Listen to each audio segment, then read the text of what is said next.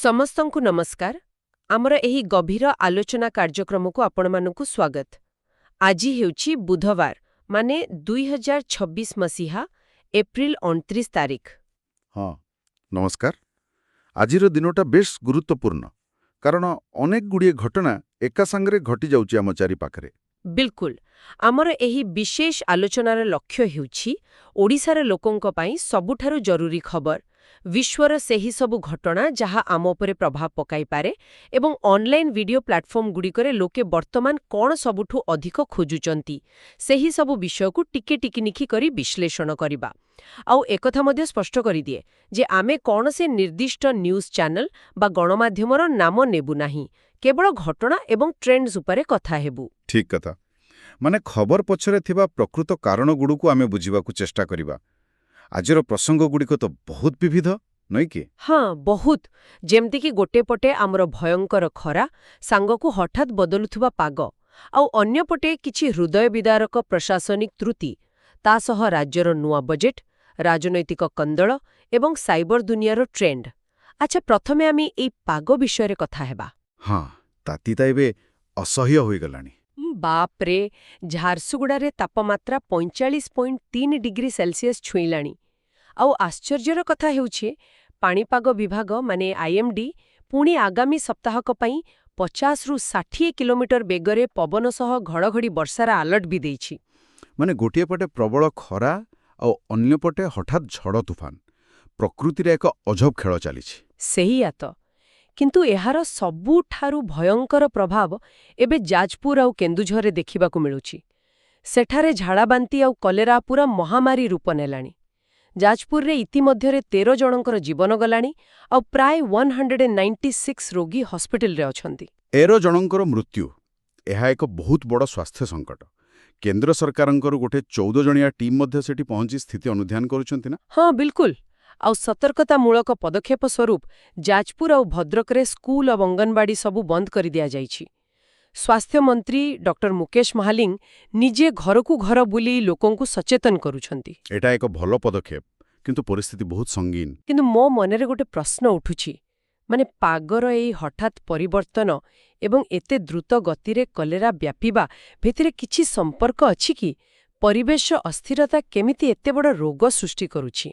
ଦେଖନ୍ତୁ, ଏଇ ଦୁଇଟି ଜିନିଷ ଭିତରେ ସିଧାସଳଖ ସମ୍ପର୍କ ଅଛି।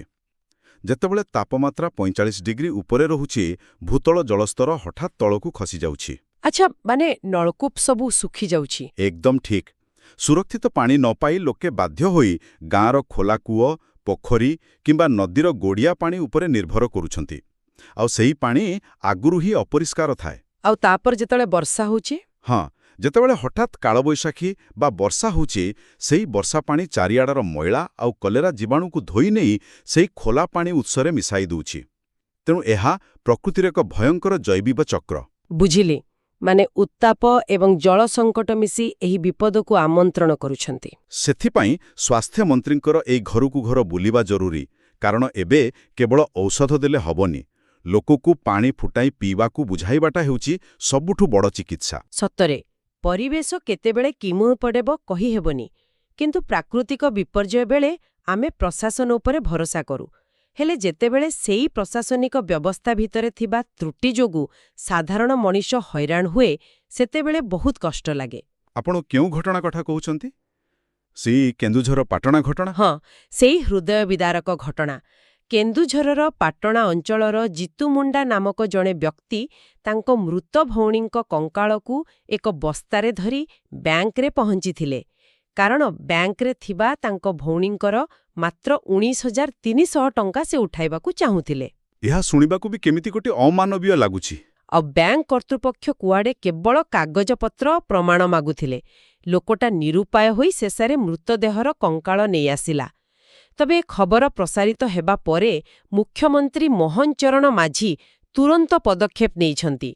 ସେ ରେଡ୍ କ୍ରସ୍ ପାଣ୍ଠିରୁ 30,000 ଟଙ୍କା ଏବଂ ବ୍ୟାଙ୍କରୁ ସେଇ 19,400 ଟଙ୍କା ସୁଧ ସହ ଦେବାର ବ୍ୟବସ୍ଥା କଲେ।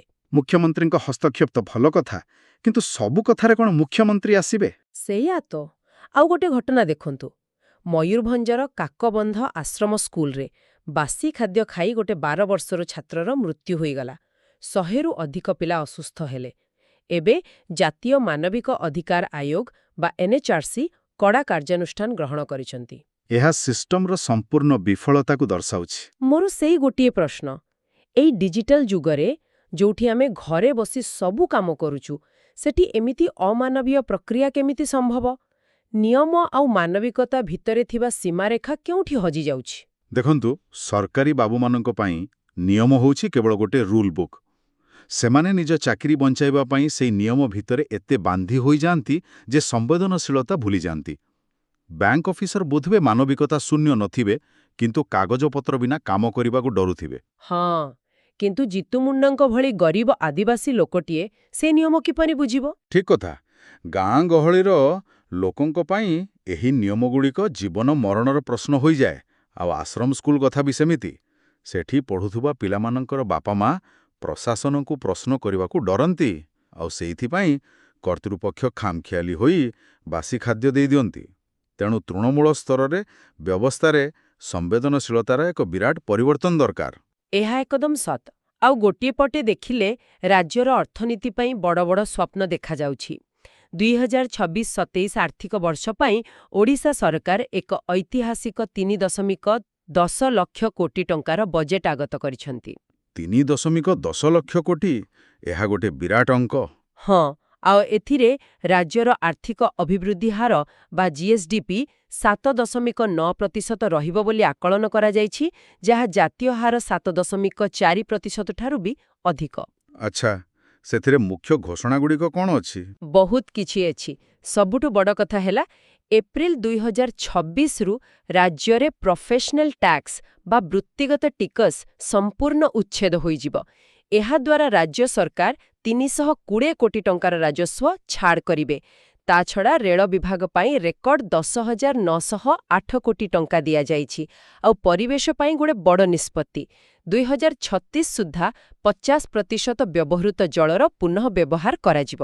ବାଃ, ଏଇ ଜଳ ପୁନଃ ବ୍ୟବହାର ନୀତିଟା ତ ବହୁତ ଭଲ ଶୁଭୁଛି। ହଁ, ଏହା ସହ ଆୟୁଷ କଲେଜର ଶିକ୍ଷକମାନଙ୍କର ଦରମା ବୃଦ୍ଧି କରାଯାଇଛି ଏବଂ 38,777 କୋଟି ଟଙ୍କା ବ୍ୟୟରେ 18ଟି ନୂଆ ଶିଳ୍ପ ପ୍ରକଳ୍ପକୁ ବି ମଞ୍ଜୁରି ମିଳିଛି।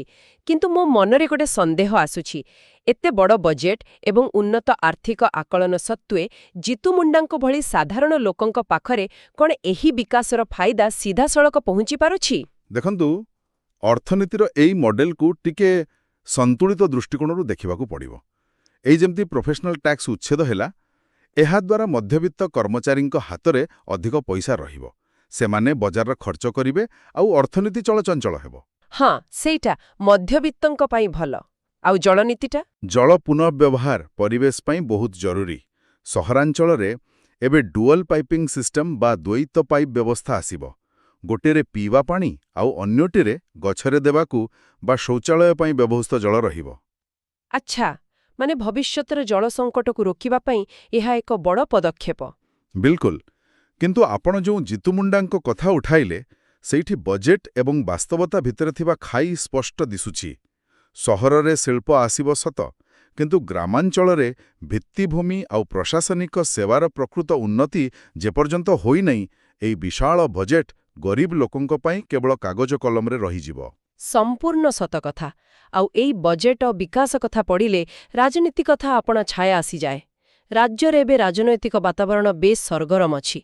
ଏପ୍ରିଲ 30 ତାରିଖରେ ଓଡ଼ିଶା ବିଧାନସଭାର ଏକ ସ୍ୱତନ୍ତ୍ର ଅଧିବେଶନ ବସିବାକୁ ଯାଉଛି। ଆଚ୍ଛା, ଏହାର ମୁଖ୍ୟ ପ୍ରସଙ୍ଗ କ'ଣ ରଖାଯାଇଛି? ପ୍ରସଙ୍ଗ ହେଉଛି ଗଣତନ୍ତ୍ରରେ ମହିଳାଙ୍କ ଅଂଶଗ୍ରହଣ।